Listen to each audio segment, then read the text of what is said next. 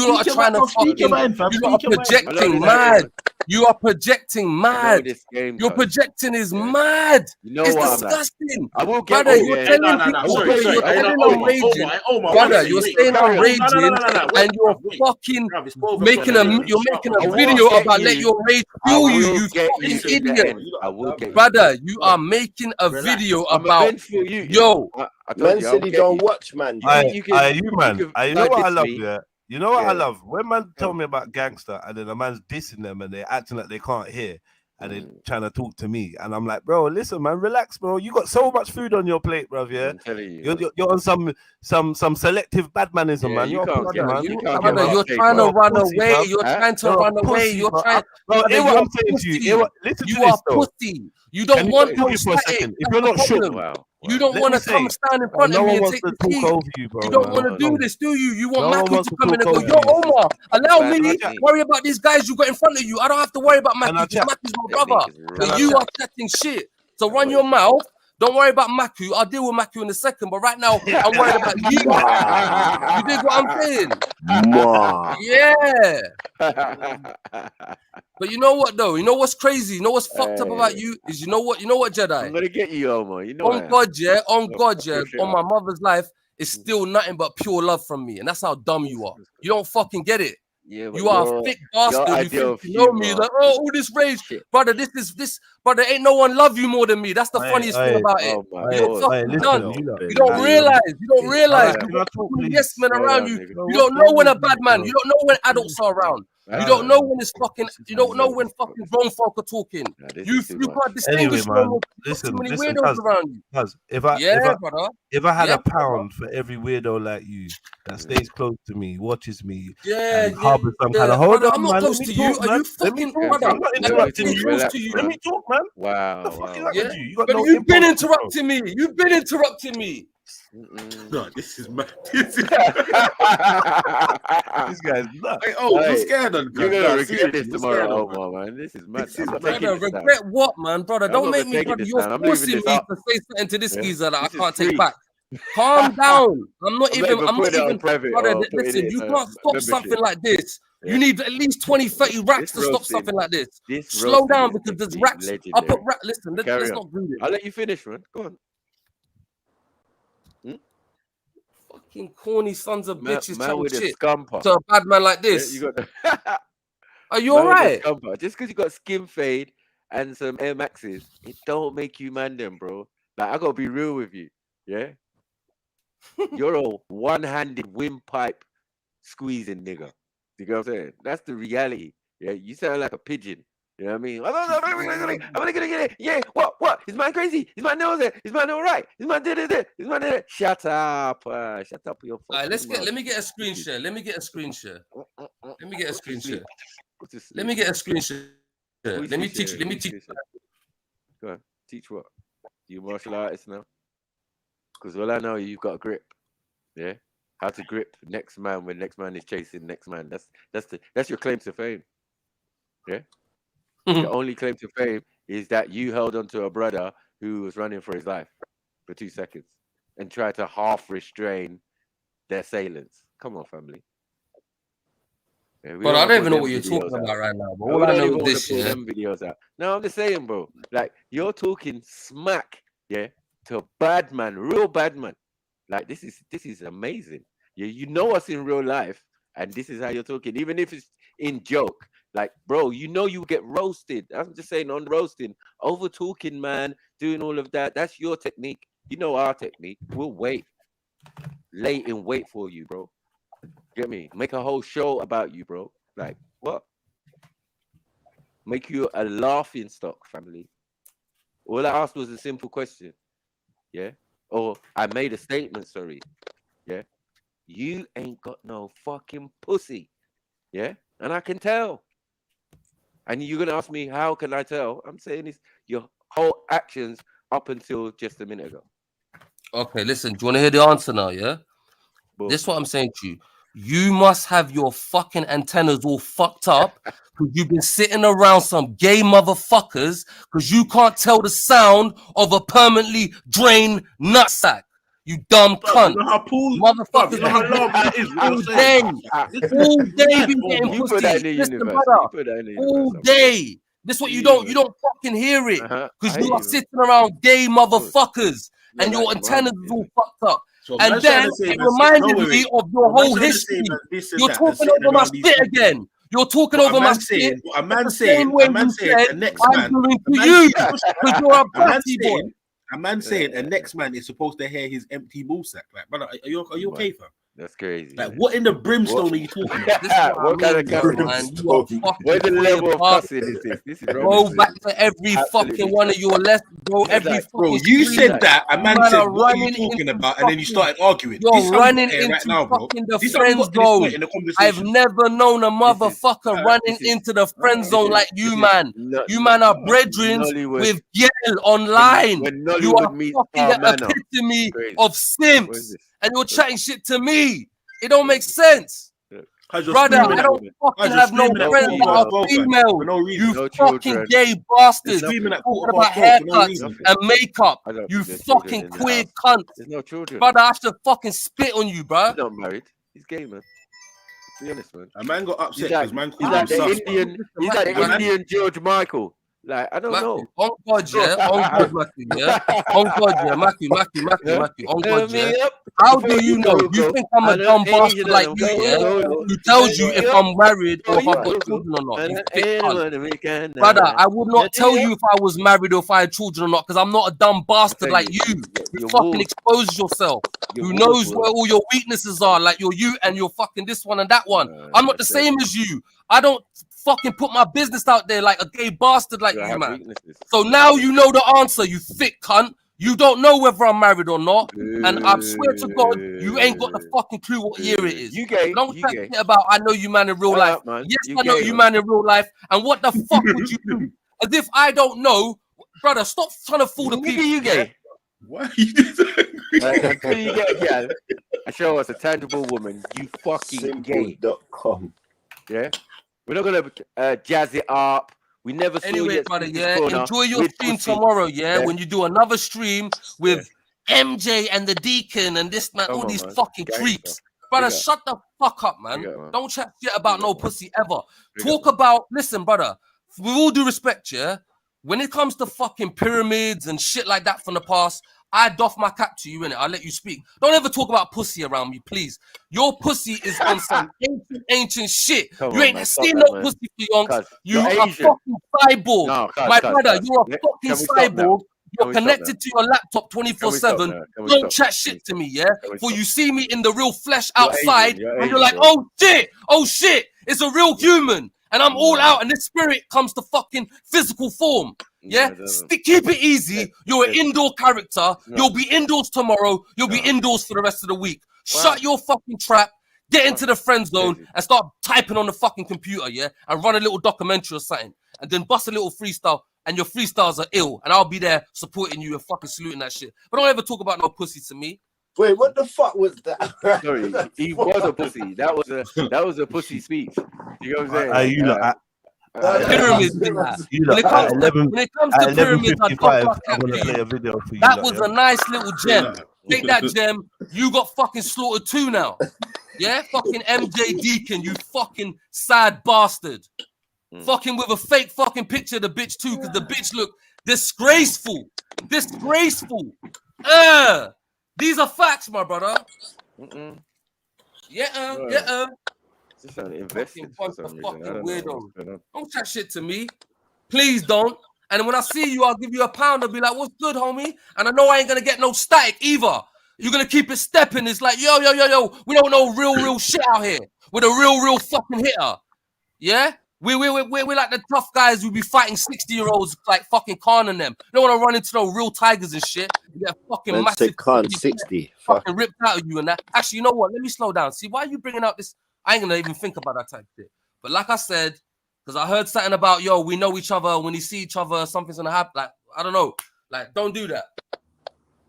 But yeah, like I said, tomorrow, MJ Deacon and the Sunday service. How dare you? You! This motherfucker here.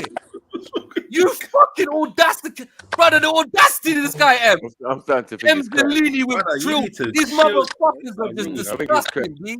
These are the ugliest humans on the planet congregating with one another. The most despicable fucking piece of shit on the planet, all congregating in one little room together. You fucking pathetic cunts. I'll squash you motherfuckers when I see you. Shit. This is Asian bullshit. You know Brother, bullshit. What, you're not gonna be on MJ Deacon tomorrow on Sunday service, bitch made motherfucker. You ain't gonna be on MJ Sunday service. That's fake news, is it? That's fake news, is it? Nah. Bullshit. Yeah, it's my show. I'm gonna speak now. Don't do it. Look, he's all discombobulated now, saying it's bullshit. Yeah, you punk. Sunday service. You fucking punk. Let me cook. Do your Sunday service tomorrow. No one's gonna be even watching that shit unless Illuminati Live is running, where all the real shit's popping off. Jokes, unless I'm there. Fuck that show too. You know what it is. What is this? Angry Indian bird. It just doesn't even make sense. It's got no ratings, nothing. Great promo, Matt. Great promo. Thank you, my brother. I really he represents his nation well. You get me? But it's my time to cook now. You stay in the back there and listen. Yeah, hold this L, because I don't know what you think you're doing. Your style of what you think you're doing is shit, cuz. Yeah, I gotta be honest. Yeah, it's like minimal cusses and things that you think affect us in real life. Who's told you that your opinion matters? Yeah, you're Asian. How you going to talk about gal? Yeah, we can clearly hear that you don't have no pussy. This is facts. Yeah, the room sounds hollow. No one's saying, "Oh, arms, calm down." Never in the history of knowing you.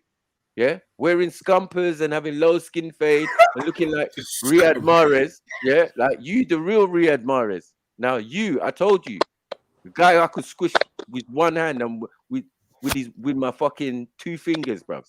Yeah, cannot talk smack to man. Yeah, it doesn't make sense. Yeah, you wear a fucking scumper. Yeah, you look like you're about to do fucking children's television presenting. You're not that guy, fam. Yeah, you need to sit the fuck down, relax yourself, stop stiffing coke or whatever you're doing. It's a mad thing. What is this? Taking speed or whatever? Like what? Yeah. No. You think you're gonna cuss? No.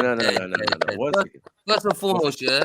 No one ever talked about no bad man talk. You started talking about all the bad man talk, yeah. I'm talking about your fucking corny, dumbass Sunday show with that dumb, ugly bitch. Do you have any response to that? Negative. Yeah, but to beat you up though. Then you're talking about you're gonna, brother. I don't know what's going on. Fucking skinny, dying mouth. I'll drag you to the floor, Maku. I swear to God, Maku. I'll drag you to the floor and rip your.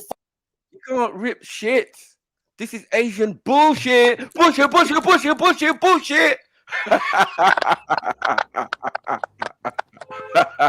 Stop with your bullshit, man. Come on, man.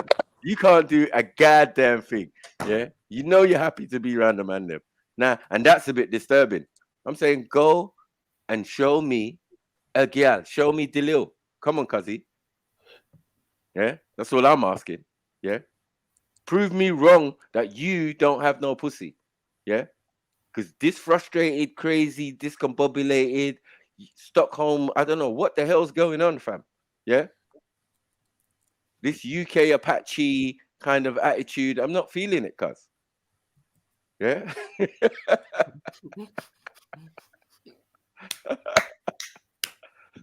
Huh? This Jay Sean. What in the Jay Sean is going on here? I can't believe Jay Sean's out here trying to talk smack to the man there. Brother, Jay Sean is turning the fuck up. What are you talking about?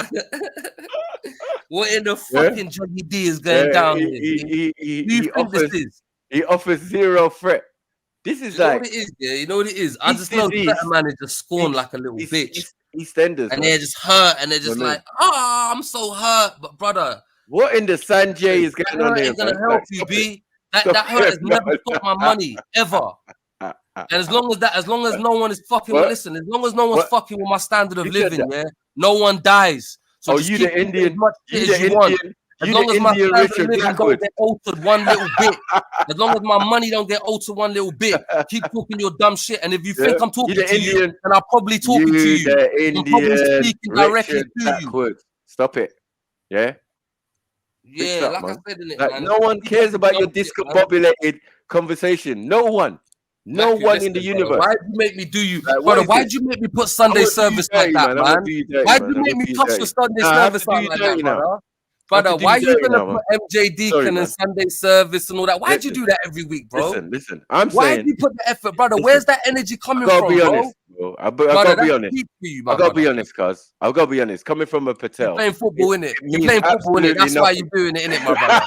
You're playing football, innit? Yeah.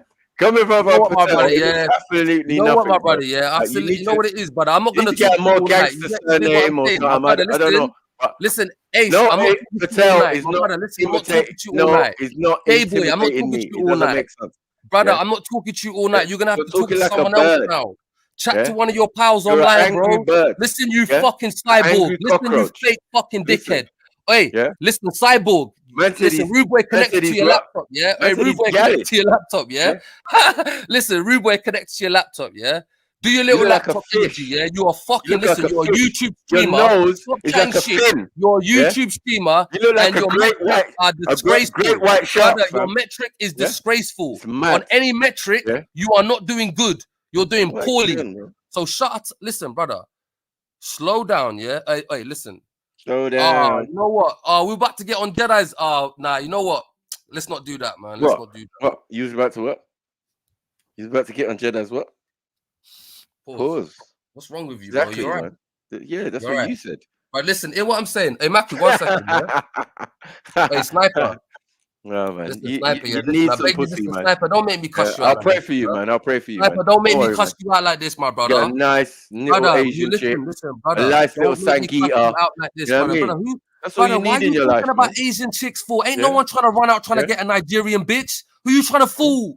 Who you trying to fool? I'm not calling your women Ain't bitches. No one trying to get no Nigerian bitches out here. Listen, brother, if I wanted a bitch to paint my eyebrows, listen, bitch, if I wanted a bitch to paint her eyebrows, I'll go get an Etch-a-Sketch, motherfucker. I don't need a bitch to paint her eyebrows on. You dig what I'm saying? Brother, ain't no one trying to run out trying to get a Nigerian bitch. Who you trying to fool? Brother, shut up, man. You'll kill a fucking... Brother, you like the first Asian guy in the manosphere or something? Brother, you're crying for Asian bitch, innit? That's the truth, innit? You're hurt from an Asian bitch. You got scorned from an Asian bitch, innit? Hell no. Brother, stop trying to act like you ain't trying to fuck an Asian. Brother, listen, who you trying to fool? Brother, you cornball you look like Gonzo. Brother, when you bred up your youth, brother, no disrespect, brother, listen, you're making me do this now, man. Did you fuck a Nigerian bitch? Did you impregnate a Nigerian bitch? No, you didn't. You didn't. You bred outside your own fucking tribal lineage, you dickhead. So who you trying to talk shit to? How? Stop talking about fucking Asians and all this. Better than marrying your cousin, is it? Concentrate on yourself. Stop being a marrying your cousin. Xenophobic fuck like you are. Stop being a little prejudiced bitch like you are. Are you going to marry your cousin, though? Brother, listen, hear what I'm saying, yeah? Let me tell you another thing about you. Is your cousin going to bang, though? You are always talking about their prejudice. Like, no, Asians this, white people that. You're a fucking bigoted old fuck. Brother, listen, you're a bigoted old fuck. You're a fucking has-been. You're a bigoted old fuck. You're a bigoted old fuck. Brother, you make me sick. Brother, do your history in the last 5 years. Every time you talk about a subject like that, I jump off the panel. I ain't never cussed another religion. I ain't never cussed another fucking people group. I ain't never cussed another culture. A fuckwit like you. Brother, you're a fucking little bitch, yeah, who's dying in his own heart, yeah? So you cuss out people to bring yourself up. But really and truly, you're a fucking cyborg. I don't cuss them. They cuss themselves. You know what I'm saying? And they better get better internet. These are all facts now. You prejudiced fuck. Brother, you're a bigoted weirdo. That's another thing about you, brother. I got love for you, yeah, but I got love from a distance. Bigoted. I won't get into the conversations with you about. You better have love for a woman. That's what you need. Listen, let me say something, brother. You're calling bitches. Hey, brother, you know what? You actually stick with me. You know your that. dick in Brother, you know when you talk about Asian people, or you talk about white people, or you talk about mixed race most of the people out here, or when you talk about fucking people that are East African, you sicken me. You know that? You fucking sicken me. Listen, brother, you're old. You know when you're old, shit on your beach. People, like, brother, you're a dying breed. No one thinks like that no more. No one's as fucking hateful as you. Brother, you're a hateful fuck. Yeah, I hate shit on the beach. I do. You get what I'm saying? That's what your people out here do, shitting on motherfucking beaches. And you want to tell bad man something. Yeah? You got grown man in your country when you wearing were nappy. talking about earlier on about doing me something when you see me, brother, if you ever tried to do me something, I will fucking living. I'll slap the living fuck out of you. No.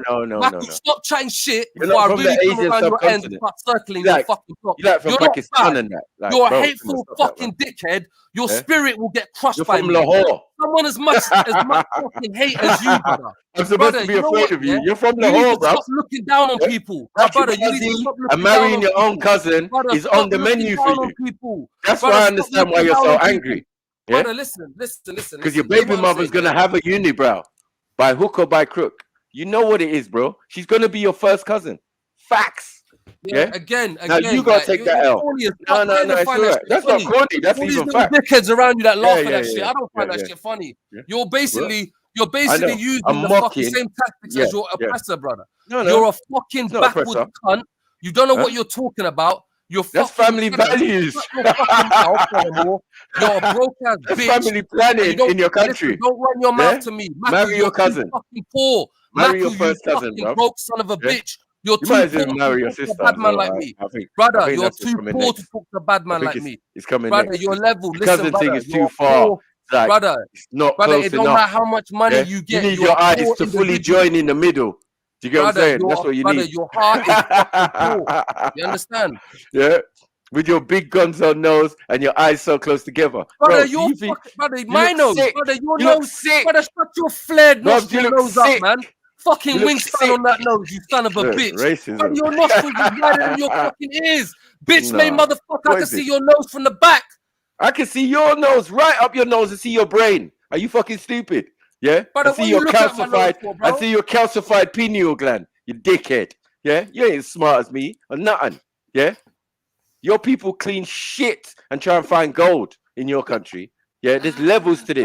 They shit on the motherfucking beach. Brother, you always refer back to your fucking come on, man. Let's do this. Bigoted ways. I'm not gonna carry on like you, brother. Because you know why? Because you're hold on. Here's the big L. Shall we get a drum roll? Shall we get a drum roll for your major L? Yeah. Have you noticed,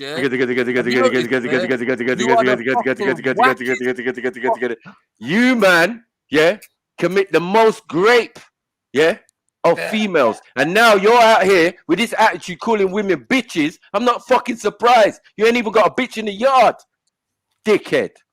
Yeah. No Patel is telling me nothing. I'm telling you straight, bros. I'll punch you in your motherfucking mouth. No, you won't. No, and you won't. speak several languages. Gujarati, all of that will start coming out. Also, I don't want no brother, you look like you get out of breath after 1 minute. Shut up. Brother, you ain't got the energy. Brother, you're like a shit weakling. Brother, you're malnourished Bollywood a Nollywood actor. A Bollywood actor. Brother, no, brother, listen. Red lights, no green lights. Shut up, man.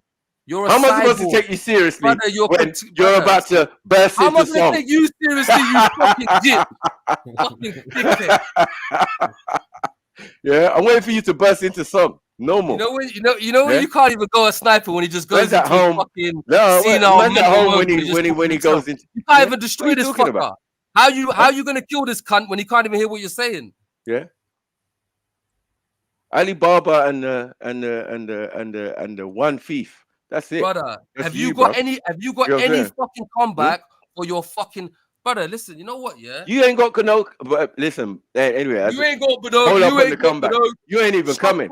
You get what I'm saying? I can tell. Up, Shut your fucking chicken fucking face up, bro. Brother, you know you're you sound like you got a cat. Brother, your great granddad chicken. Them man ain't even got a dog. Granddad is a rooster. Man's got brother, a cat. your great granddad is a rooster. You fuck the chicken. Brother, you're 8th chicken. Don't you know this? Brother, your great granddad is that KFC shit. But the only person out here who's actually got a beak is you. You Kentucky Fried Chicken fucking motherfucker. Listen, why you got Julius Caesar nose? 16th chicken, brother. Brother, your grandma You're Asian with Julius Caesar's nose. This is mad. Human. This is mad. You got rooster in your Your fucking nose bloodline. couldn't fit on a coin. Your head is always back. You get brother, me? let me get a Mad screenshot. Brother, let me get a screen share real quick. Shut up, man. Brother, help me cuss you out, get bro. some clippers. Help me cuss this shit out. Listen, brother, let me help you me. get your eyebrows threaded. Brother, listen, brother, your great grandmother fucked a rooster. Your great grandmother. You get your eyebrows threaded, Cross. You are a colonel. Don't do it, man. Listen, you're a fucking KFC. Don't you know this? Brother, you're a fucking finger-licking fucking chicken. Don't you know this? Brother, you're 8 chicken. Don't you know this? It's extremely possible. Brother, I'm trying to teach you something. You ain't teaching no one nothing, man. Brother, you got your little dumbass Asian ass, slumdog millionaire ass up.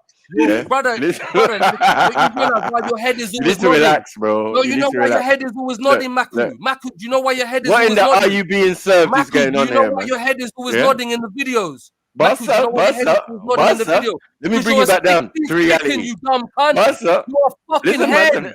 Boss man. You are a hen. You got hen in you. The dumb is broken. Brother, you're not Hindu. You're Hindu. You're not Hindu. You're Hindu. Why have you got a wobbly voice? You're 16. You sound like your head is wobbling. Brother, like it's your chill dog. Oh no. Brother, you're a 16th rooster. Brother, you're a 16th rooster. Brother, you got chicken in you. Listen to it. Brother, you know what, man? Someone needs to show this brother. You don't realize he's a fucking spliced fucking laboratory experiment. Brother, we're trying to tell you something. Your great-great-grandmother got fucked by a rooster, and you're basically a 16th chicken. Right. Your older brothers never used to get skin fade. They used to have mullet. You're getting it. One second, man. They used to have mullet. Brother, watch your videos. Your head is always nodding like a fucking chicken for a reason. You're part chicken. You're part fucking. Brother, brother, that thing that toilet that came out white, that was the egg. That wasn't shit. You were laying eggs. Chicken? Brother, you were laying fucking eggs. Was it tandoori chicken? It's dead food, man. Fuck, bro, I'm trying to give you a revelation here, but you're not. No, you haven't. I'm not clocking it. I'm not. Part animal. You're a fucking wonder to the world. It's a shock. Pause.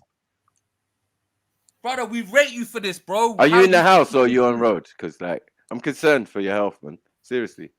You know what I mean? I know I've been abusing you. That one again, yeah? I know I've done that. I'm sorry, man. You good. I know. Listen, brother. Come better than that. What in the elephant god is going on here, man? Like, chicken, and you ain't got nothing else to say. Yeah, but you got chicken god. You ain't got nothing else to say about that. You got corn god where you come from, bruv. Corn. A god of corn. And you want to tell bad man something? Are you fucking crazy? In your fucking little lettuce. What? You got spunked lettuce, God. How dare you talk about fucking? How dare you talk about vegetation to me with a spunked lettuce as your God, brother? Don't do this, brother, please. How dare you talk about fruit and veggies to me?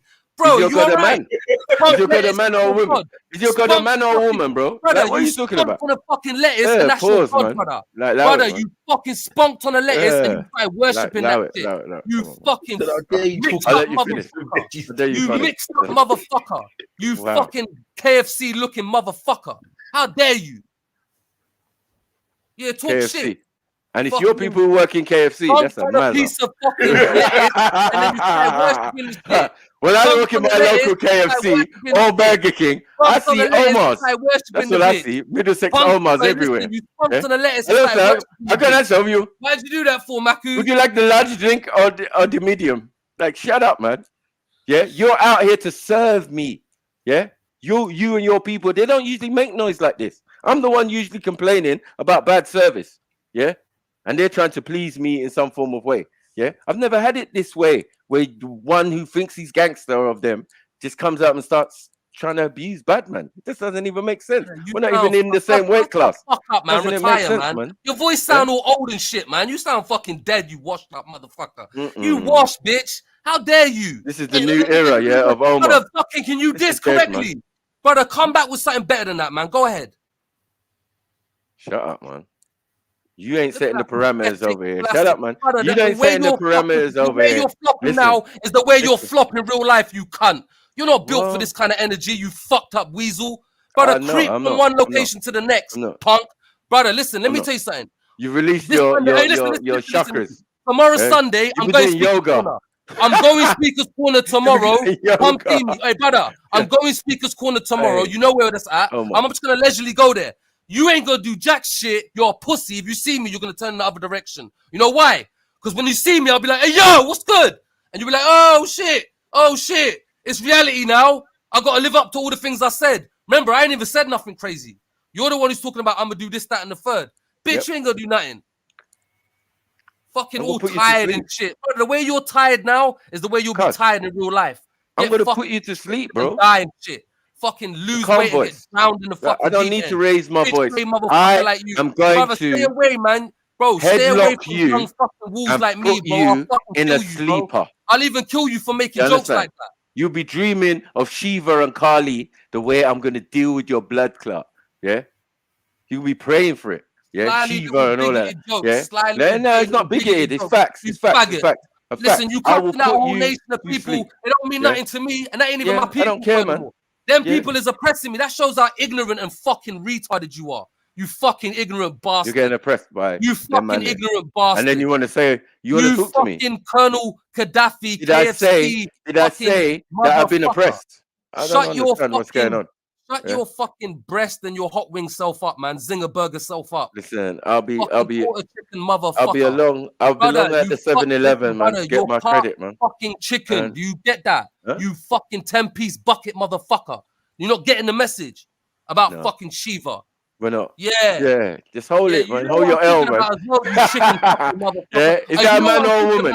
Sorry, is that a man or a woman? You know what I'm talking about as well, innit? You chicken. What in the Lady Gaga God have you got going on? Hey, listen, chicken fucker. You know what I'm talking about? Why is your God the same as Lady Gaga? You know what I'm talking about, innit? Fucking hermaphrodite, motherfucker. You know what I'm talking about, innit?